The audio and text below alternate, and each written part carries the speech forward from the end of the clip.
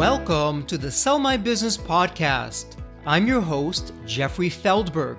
This podcast is brought to you by Deep Wealth and the 90-Day Deep Wealth Experience. Your liquidity event is the largest and most important financial transaction of your life, but unfortunately, up to 90% of liquidity events fail.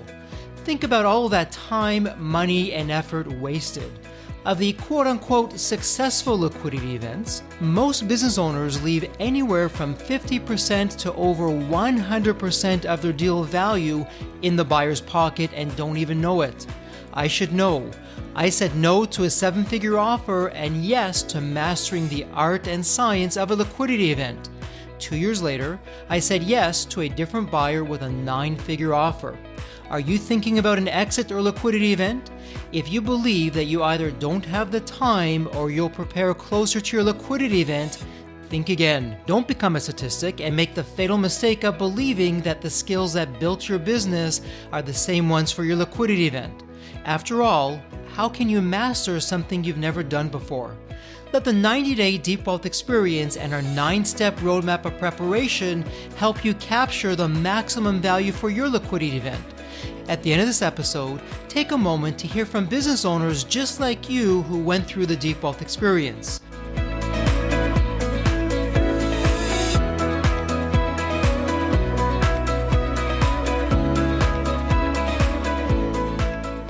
Tamara Loehr is an online strategist and impact investor with over 25 years experience building and exiting 7- and 8-figure online wellness brands. Tamara believes in profit and purpose with all her companies where giving is embedded to the United Nations SDGs.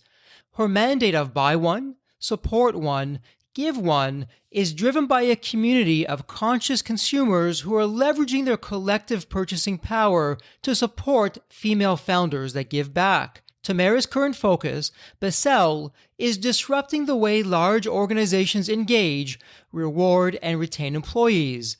Beusail's program helps companies drive impact and purpose from within by empowering their team to transform their lives and transform the world. Tamara is a proud YPO North Star founding member, is a YPO Mentor Chair Board member, and former president of her EO chapter. Tamara is a globally recognized and award-winning entrepreneur, including a Gold Stevie Award in New York for Fast Growth, Fast Starter, Top 20, and third place in Smart Company. Welcome to the Sell My Business podcast. And wow, do we have a terrific episode lined up for you today. And all you female business owners that are out there, this one is for you. And if you're not a female business owner, for all the guys out there, you know what? I think you can learn a lot from this as well. We have a very special guest with us today who's going to be sharing with us some terrific insights of how you can build, optimize, and scale your business in a very unique way. We'll be talking about how you can have a successful liquidity event and an exit. But as usual, I'm getting ahead of myself. So Tamara, welcome to the Sell My Business podcast. An absolute pleasure to have you with us. There's always a story behind the story. Tamara, what's your story? What got you to where you are today? Thank you for having me. I'm really looking forward to this conversation. So for me, being an entrepreneur, it must definitely be in my DNA. I started very young. I finished school quite early and went to university and graduated at 18 and got pretty good grades. I'm a creative by nature, much to the disgust of my parents not doing law or something like that at uni. And I went out and got a fairly great job in an agency and loathed it. Certainly didn't like the whole marketing agency scene. So I started my own business at 19. And I did that for 10 years and built that to one of the largest agencies in my country, Australia, which you can tell from my accent. And then I found my tribe. And it's really interesting. For so long, I was the only one who was doing a business and getting a business to over $1 million in my 20s. And I was the big fish. And then all of a sudden, I found Entrepreneurs Organization and got into a forum with 7 other guys. And at the time, I was actually working with a lot of mergers and acquisition houses, which you are well aware of. And they were coming to me and saying to me, look, you've got a digital marketing agency. Can you spend some time with this business and show us some online growth. And I got known as the 10 million in under 2 years girl. And I would go in and I would explode their online sales. And the great thing about that for an exit was that if you have a traditional business and it's growing 5% year on year growth, if I can show in under 2 years this massive hockey stick of growth in their online sales, then they can actually get a higher exit because they can do the valuation based on future projections. And then my forum said to me, look, you're doing this for all these other businesses. Why don't you do it for yourself? And I went, well, that would be fine, but I can't really think of something I want to invent or create. And they made a startling statement, which was, 4 out of 5 businesses fail. Why don't you take sweat equity in one of those? So sweat equity, for those who are listening, is where you exchange your services in exchange for equity. And this is particularly important in early stage businesses where they can't necessarily find capital. There's a lot of scarcity for early stage businesses. That's the under 1 mil mark. So I would go in, provide my services in exchange for equity and grow those companies and exit them. So the first one that I did, I was doing a couple of 100,000, but was certainly not breaking even. But they were an MVP, a minimum viable product. I managed to grow that to 14 mil in its third year and exit that one. So the more you do that, the more people around you are curious and say, what would that look like if you had capital? So since then, I've done some raising of capital. I'm also a shareholder in a $20 million fund. Yeah, so really applying my digital marketing skills to help businesses grow that part of their business in particular so that we can get a good exit. So that's me. It's a long story, but by the time you get to 45, it usually is, right? Wow, Tamara, I absolutely love that. There's a lot to unpack there. Starting from the age of 19 and just really learning the ropes on your own. And I would imagine when you first started, being a female in business, I would suspect was probably harder back then than it is today. But what was that like for you when you first got going and you're new, you're learning things? How did that work out for you in the beginning? What were some takeaways for you? Well, what was interesting is they all assumed I had a boss because I like to do the opposite. And when I was younger, my parents, are certainly wealthy, they're third generation miners. I read Rich Dad, Poor Dad. And I was like, okay, I know I need to invest in property, I need to do all these things, and I need a business that's profitable. And I don't want to chase all the other accounts that all the other agencies, what I call the sexy accounts. I wrote a list of all the clients that were high paying, recurring, like they were high compliance. So they needed a lot of reporting. They weren't really great at online yet, in particular community relationships online and creating those communities. So I started that hit list and then went after those clients. And they were big. So they would say, go back to your boss and come back with a proposal. And it was quite funny because sometimes within a year, sometimes 2, they go, there is no male boss, is there? You own this company. And I'd be like, yes. They said, well, why didn't you tell me? And I said, well, you made that horrible assumption. So capability isn't based on age. And I was very confident in the fact that if I got results, that it didn't matter about my age and it didn't matter about my gender, certainly. And in most cases, I was in male-dominated industries. But if, the thing for me was the confidence in getting the outcomes. I say a lot when it comes to online that impressions are vanity, engagement is sanity, and conversion is king. A bit like the saying that they have in accounting that turnover is vanity, profit is sanity, and cash is king. But that's my version online. And I was getting really great results for people. They were getting sales, they were growing their businesses online, and I could carry that into the next meeting. So referrals became a really big thing for me. So yeah, I think confidence and getting outcomes for your customers, that's really the important thing for me to be able to soldier on in my 20s. But to be honest, if I had have known what I know now, I certainly would have got a mentor a lot earlier in my 20s. I would have found my tribe a lot earlier in my 20s because it took me 10 years to get to 1 million and it took me 2 years to get to 10 million. And I really put it down to those 2 things. So try and always be the smallest fish in the room. I love that. And really, it sounds like, Tamara, the heavy lifting that you learned firsthand, it didn't just stop with you because you're now paying it forward. And if you take your 10 million in 2 years and you take the part of having a mentor, which I couldn't agree more with you. You're doing something very special for female business leaders. And why don't you share with us what you're doing and what that's all about? Because really, your younger days of just being new in business, that was really pivotal and foundational of what you're doing today. I just love the tie-in. Perhaps you can share with our listeners what that's all about. Yeah, certainly. It was interesting because when I had a mentor and I saw the power in that, and I've been so blessed with amazing mentors. And I said to myself, you know what, when I get to YPO, which is Young Presidents Organization, you have to turn over 20 million a year before you're 40. The average income is 45 million a year for members, and it's all accredited and certified revenue. They have to get access to your accounts and get that signed off by a certified accountant. So that was my goal, is to get in there. Now, unfortunately, less than 10% of members are women. And I said to myself, as soon as I get into YPO, I'm going to pay it forward and I'm going to mentor women in business. So I started doing that actually at the start of COVID. I was inundated, actually, almost 200 women who reached out to me who said, look, I need to pivot to digital yesterday, and that's your wheelhouse. So can you help me? And I went to my mentor and I was quite overwhelmed. And I said, how do I possibly mentor so many women? I can't. I've got investors, I've got my own businesses that I'm running. And he said, again, in true mentor style, why don't you just give them your IP?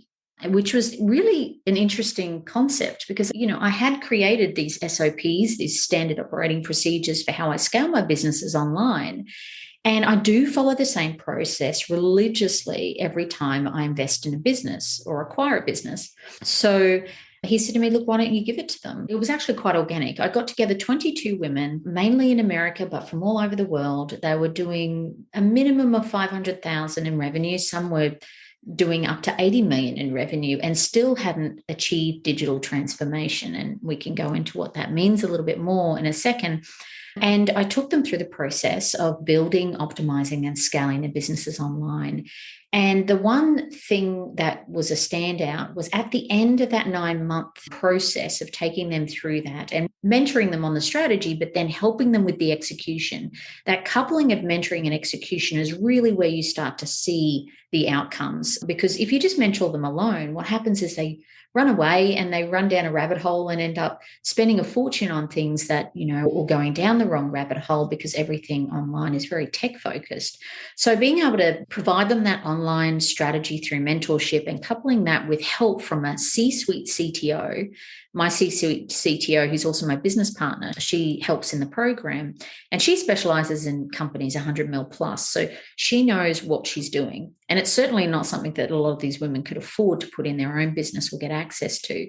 So just those two alone is really where the magic is. And we saw an average of 44% growth in their online revenue in under a year. We saw 4 of them go from $1 million to qualify for YPO, which is outstanding. That's 500% growth in some cases.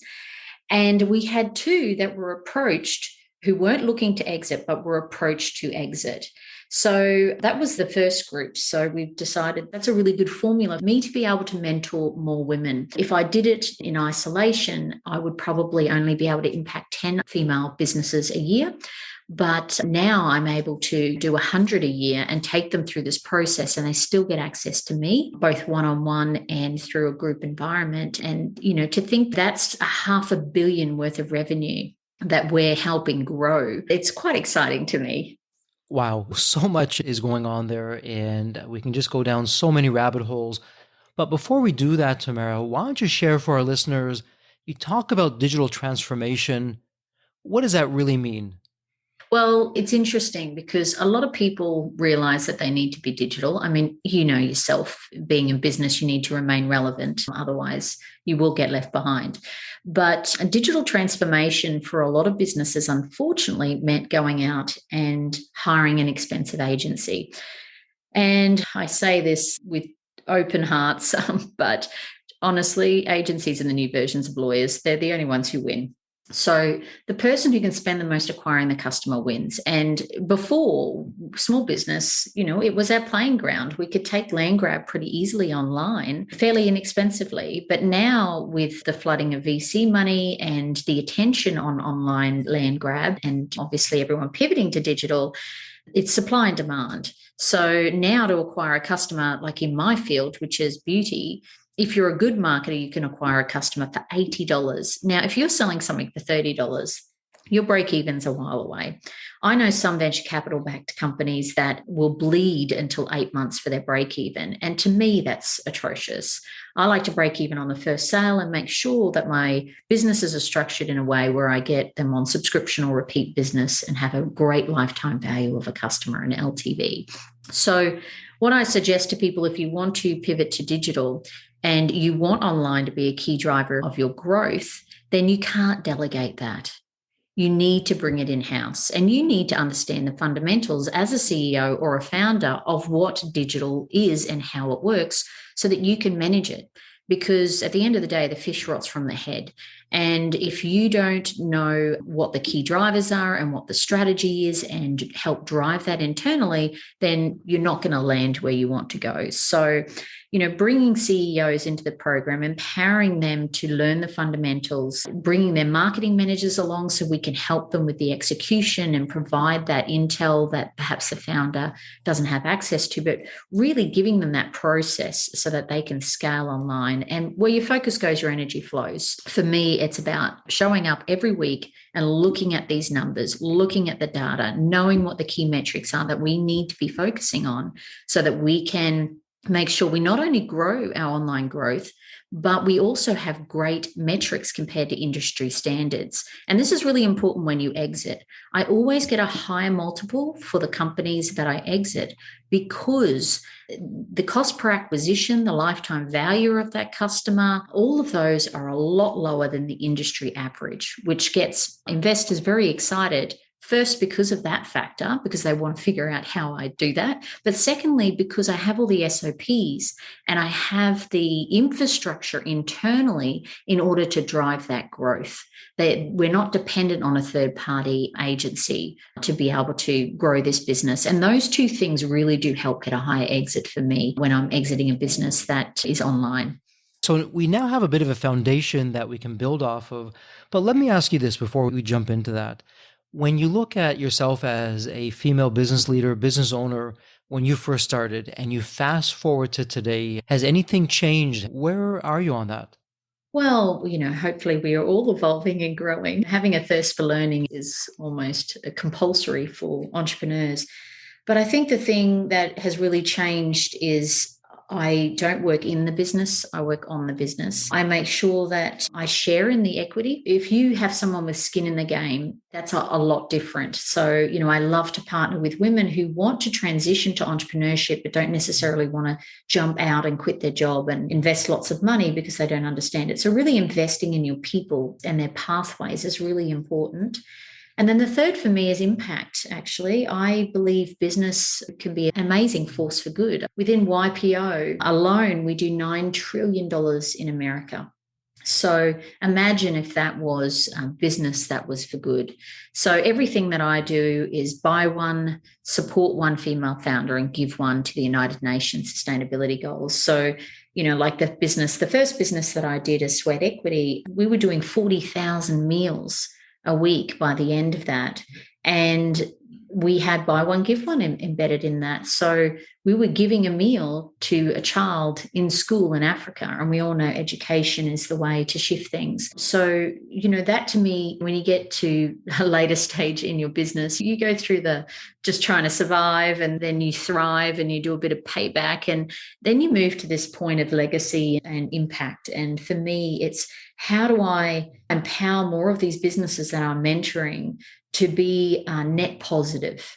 And what I mean by that is sustainable, giving more than they take, utilizing their business to really make a positive impact on everyone that it touches. Whilst I'm mentoring them in digital transformation, we do have a number of enlightened men in the program, by the way, and both in product-based and services-based businesses, because lead gen online for services is very relevant. But I'm really talking to them as well about it's not just about the money, it's not just about the exit. Though those two things are really important, how do we both stand for both profit and purpose? So for me, I think in my younger days, I would have said, you know what? just enjoy the ride. Business is a game. Go get a mentor, go find your tribe, and work smarter, not harder, with a purpose. Have a true purpose for why you're doing everything, because if you don't, it can go the wrong way. Wow, absolutely terrific insights with what you're sharing. So, Tamara, let's jump in here now. And you've seen so much. I mean, you've written a book, Balance is BS. Your marketing company is in the top 2% of all agencies in the country. For our listeners that are looking in, some of them may be thinking, Tamara, you have all this success. Maybe you're smarter than what I'm able to do. How do I start? What would you say to that business owner? Well, what's interesting is I'm not like a lot of the people who are in YPO who came from private schools. I'm an Aussie country girl who went to a public school, who certainly has never got any handouts, and really had nothing to do with any of those things, the private schools or the MBAs or any of that stuff. It's really about your ability to be able to solve problems. So if you're wanting to take the leap into entrepreneurship, the only thing I would say is don't look at it and listen to the people who say become an overnight success and millionaire overnight and all these get rich quick sort of things. Really sit down and derive a plan as to what the business will do to serve you, your family, your community, the other people inside that business, and the world at large. And spend some time on what it is that you love about what you do. Now, don't forget that 47% of women in America are now the breadwinners. All that's telling me is that they're running somebody else's business. So they're very capable of running their own. The issue with taking the leap into entrepreneurship is a number of things. The first thing is access to mentorship. And unfortunately, massive scarcity of female mentors who are 8 figures and 9 figures. I don't think I've met many in my time that I've been doing this. So that's the first issue. And that's really important because as a female entrepreneur, we are juggling. I've got young kids, we're traveling, 70 staff, you have all these things going on. And it is different for a woman. It just is. So, having that female mentor to be able to navigate both family, business, and self is really important. The second issue is access to capital.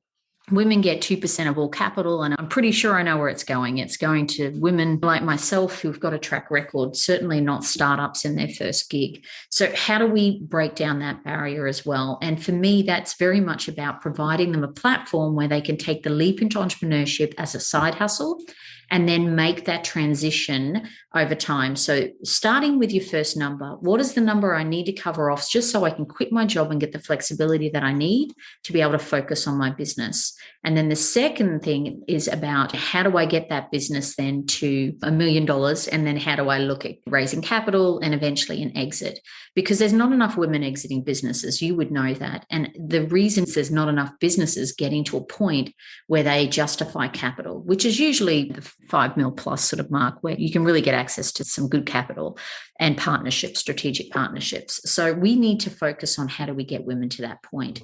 But taking the leap is all about confidence, access to mentorship, and reducing those barriers in the absence of capital so that they can get to a point where they can thrive. And Tamara, what's been constant throughout your narrative here is whether you're a woman who's looking to get into business for the first time, or maybe it's a female business owner who has had a business for a number of years. But the difference is really that mentorship, that coaching, the ability to learn from someone who's been down the path for some time, has had the in the trenches experiences, and that you can learn from. And I think for our listeners, that's such an important takeaway. You don't have to do it alone. There's people and resources out there like Tamara who can help you get from where you are now to where you want to be tomorrow and down the road so much more quicker. And what's interesting, Tamara, in the Deep Wealth Experience, in our 9-step roadmap as an example, step number 2 is something that we call X factors that insanely increase the enterprise value of your business. And one X factor is something that we've been loosely talking about. We call the 4 points of clarity. And within the 4 points of clarity are very specific key performance indicators or KPIs that you can measure depending on the KPI on a daily, weekly, monthly, quarterly, yearly basis. So when you're looking at the businesses and you're mentoring and helping and coaching these female founders and business owners, what would be some KPIs that coming out of this episode they can at least be aware of or even begin to think about implementing in their own businesses? What would be some of those really key and essential KPIs to know about? Yeah, I think when it comes to online, there's a number of KPIs and they differ depending on the job and the business, whether they're a services-based or a product-based business. But for me, it's very much about the loyalty and the cost per acquisition. So the issue that I find is sales online is no different to any other funnel. Leads come in the top and you take them through a pre, a core, and a post process. But what people do online, and they do in person actually, is they tend to stop at the acquisition. They get the customer and they go, yay, we got the client. And then they move on to try and find another customer.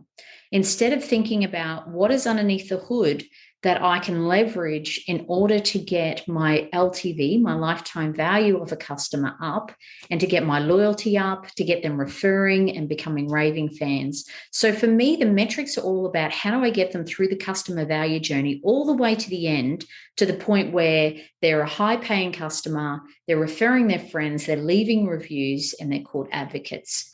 Those sorts of metrics are extremely important for an exit, because one of the things I'm sure you look at is churn. And churn is how many customers are working your way through. And eventually you may work through all the potential customers, as opposed to, you want your churn rate to be really low, as opposed to a business that has loyal customers who are coming back time and time again. So for me, it's looking at what are the metrics that we need inside this business. I love subscription-based businesses. I love repeat businesses. And then how do we focus on that number in order to get it higher? And we have our goals. So we build that in first, then we optimize it. So we're not going to go out and spend thousands of dollars and bleed money on ads, because that's only lining Zuckerberg and Google's pockets. We're going to split test and see what works and what doesn't. And we're going to refine that process, that whole customer value journey process, to get that cost per acquisition as low as possible. And then what we're going to do is then we scale it. That's the exciting bit. Then we can turn that up.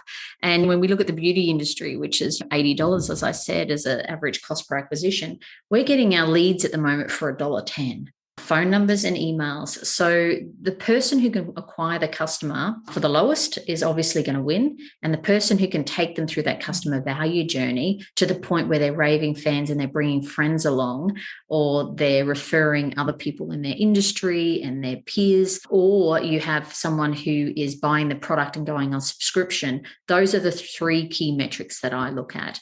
But each business is different. But when you go through a due diligence process, there are key things that I look at: barriers to entry, if it's subscription or not, competition, all of these things are stuff that I look at and go, okay, is this something that I can win at? And is it scalable? Terrific. So definitely some strong strategies, some takeaways of what to do. But let's flip it, Tamara. So you've talked about what to look for, what works.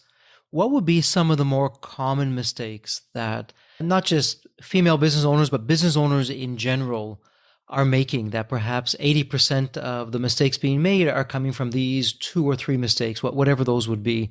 Good question. And I see this a lot. I call it the magpie syndrome. You're always picking up shiny objects, and it's the discipline to focus on verticals.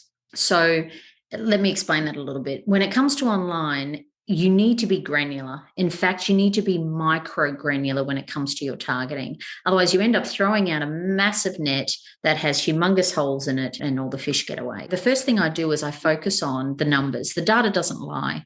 And I go, where is our revenue coming from? And the old rule, 80% of your revenue comes from 20% of your clients. Then we look at that 20% of those clients and go, what verticals are they? So once we establish what those verticals are, so for instance, in my Eco Luxe Beauty, it might be conscious mums or new mums that have just had a child and they're really conscious about what they're using in the bathroom, what they're putting on their skin, all of that sort of stuff. So that's one vertical that we can focus on. And why that's really important is you have less than 2 seconds to get their attention. And thanks to TikTok, it's under 1 second. So we need to be able to speak to their pain points fairly quickly. Now, if we're trying to capture, and some people say to me, my customer avatar is 22 to 65. And they're breadwinners and stay-at-home mums and beauty-conscious people and makeup artists, and they carry on. Okay, that's way too much, way too broad. We've got to narrow that right down and just pick one vertical based on the numbers of what we know is our ideal customer.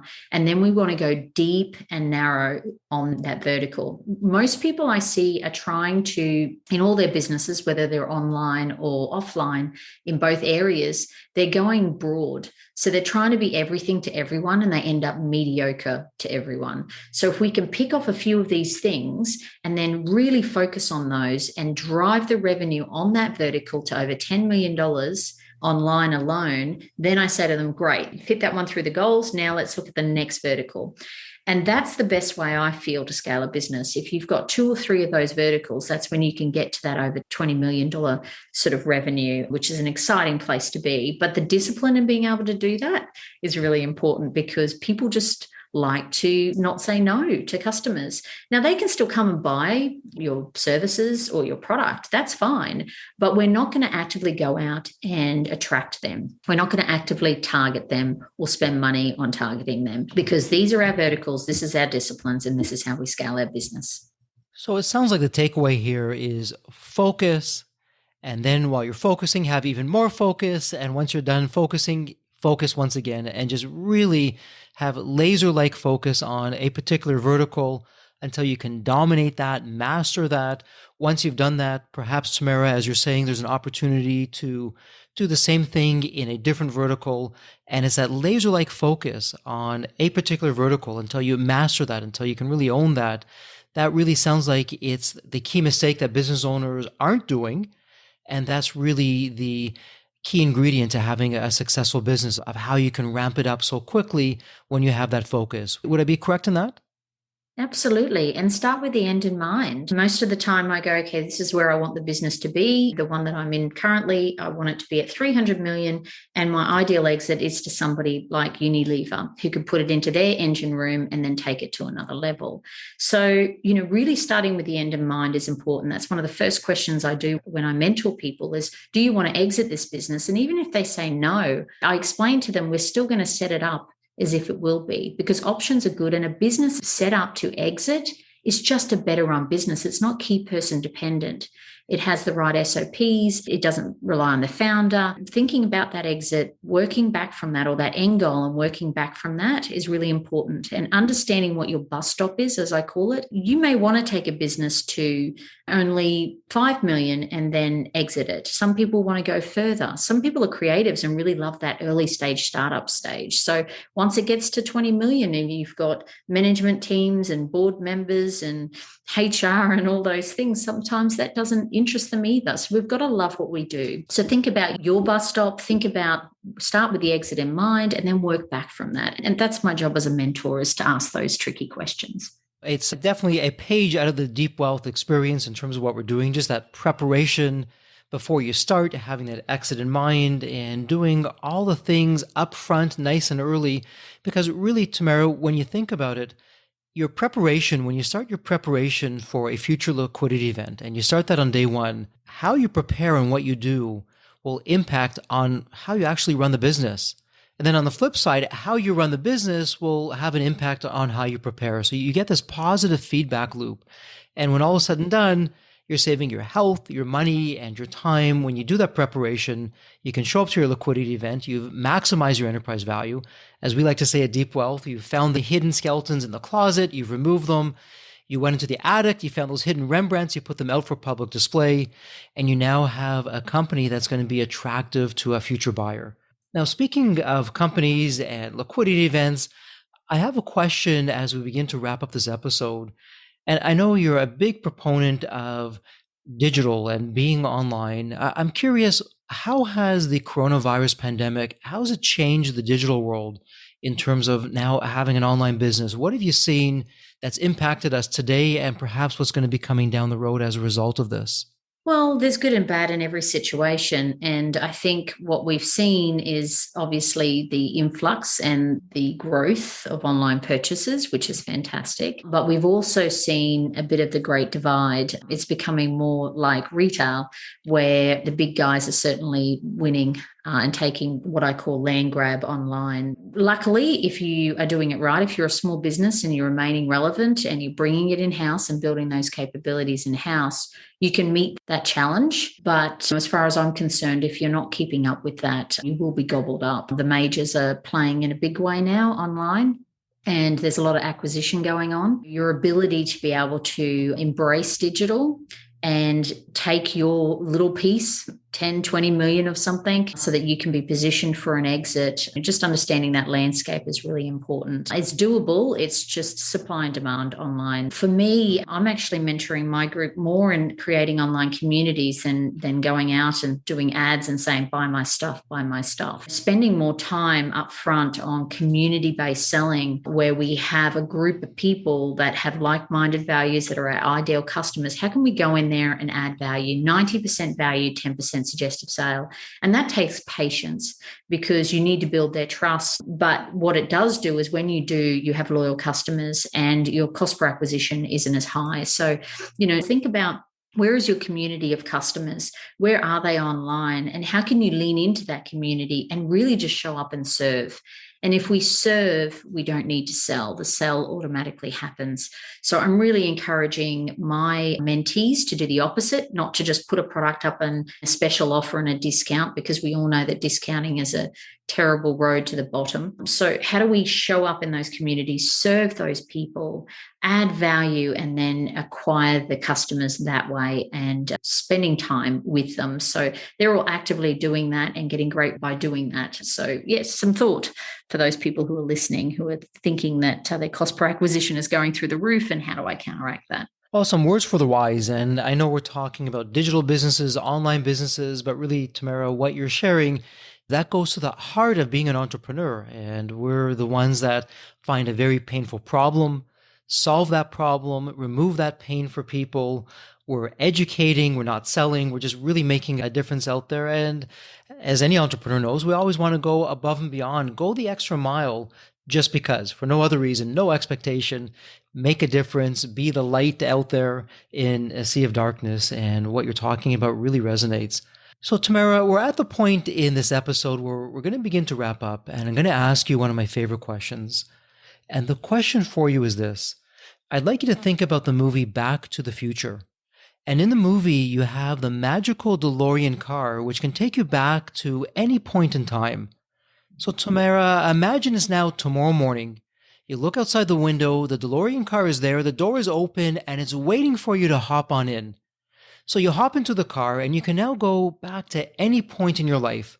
Tamara, as a child or a teenager, a young adult, whatever the case would be, what would you tell your younger self in terms of, hey, Tamara, do this, or here's some life wisdom, or don't do that? What would that look like for you? What would you be telling yourself? Oh, wow. That's an interesting one, because I'm quite spiritual. And I think that if I hadn't have had the struggles, then that's where the biggest lessons are. I would definitely tell myself in my 20s that you deserve to own the business, not help grow it. So if I knew online was going to be huge, I was making people a lot of money online, what would that have looked like if I had done that for myself? And if I had understood the structure of family office and investing and all of those sorts of things. So whilst I am a creative at heart, I would have said to myself, learn those fundamentals so that you can do this for yourself, because the bigger you grow a business with impact, the more impact you can make. I would have certainly done that a little bit earlier, but then would I have had all the fun? Not sure. And learn all those lessons. I think we're here on this lifetime to learn lessons. And that really does help me relate to my mentees when they're in that same position. I can say to them, look, it took me 10 years to figure this out. Let me give it to you now so you can save that time. Sometimes it's good to be able to reflect and know that you can pass that on to other people. That's the point for me at this point in my life, is really about giving back to not only female entrepreneurs, but any business that really wants to make a difference, because business is hard and the bigger guys are getting bigger. How do we help small businesses survive? Because it's such a backbone for our community, for everything that we do. And it's not just about online. It's about going down and buying local. It's about supporting your neighbours, knowing your neighbours. Those are the things that are really important. And I feel we need to come together as an organisation and really help those startups get to that point. Terrific advice, some wisdom, and some insights. Tamara, thank you so much. And one last question for you as we wrap things up. We'll put all of this in the show notes, so it'll be point and click. It'll save the listeners time. If somebody would like to reach you online, what would be the best place for that? Yeah, so you can go to our website, which is the Beusail Academy, and apply for mentorship.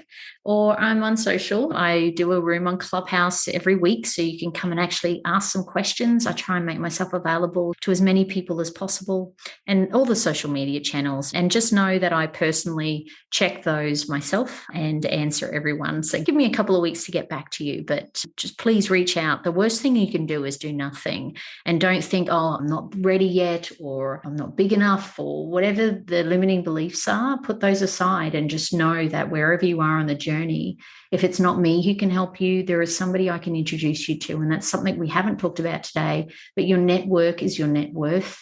And I do have access to a great network. So how can I help you fast track and get you to your goal quicker and make a difference on your life? Because when you create wealth for you and your family and the community around you, you can do some pretty beautiful things in this lifetime. So I encourage you to take the leap and reach out.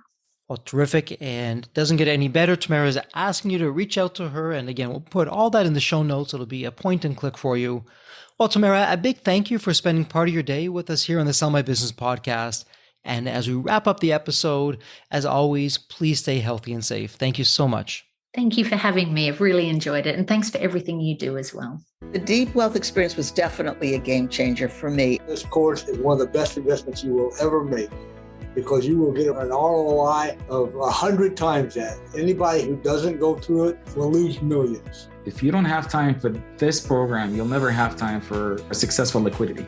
I mean, it was the best value of any business course I've ever taken. The money was very well spent. Compared to when we first began, today I feel better prepared, but in some respects, maybe less prepared, not because of the course, but because the course brought to light so many things that I thought we were on top of that we need to fix. I 100% believe there's never a great time for a business owner to allocate extra hours into his or her week or day. So it's an investment that will yield results today. I thought I will reap the benefit of this program in 3 to 5 years down the road. But as soon as I stepped forward into the program, my mind changed immediately. There was so much value in the experience that the time I invested paid back so much for the energy that was expended. The Deep Wealth experience compared to other programs is the top. What we learned is very practical. Sometimes you learn stuff that is great to learn, but you never use it. The stuff we learned from Deep Wealth experience, I believe is going to benefit us both. I've done an executive MBA. I've worked for billion-dollar companies before. I've worked for smaller companies before I started my business. I've been running my business successfully now for getting close to a decade. We're on a growth trajectory. Reflecting back on the Deep Wealth, I knew less than 10% what I know now.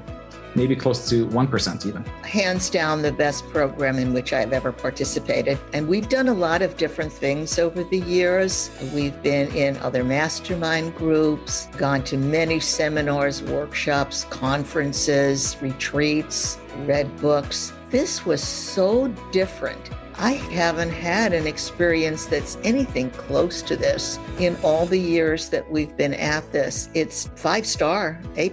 I would highly recommend it to any super busy business owner out there. And Deep Wealth is an accurate name for it. This program leads to deeper wealth and happier wealth, not just deeper wealth. I don't think there's a dollar value that could be associated with such an experience and knowledge that could be applied today and forever. Are you leaving millions on the table? Please visit www.deepwealth.com/success to learn more. If you're not on my email list, you'll want to be. Sign up at www.deepwealth.com/podcast. And if you enjoyed this episode of the Sell My Business podcast, please leave a review on Apple Podcasts. Reviews help me reach new listeners, grow the show, and continue to create content that you'll enjoy. As we close out this episode, a heartfelt thank you for your time. And as always, please stay healthy and safe.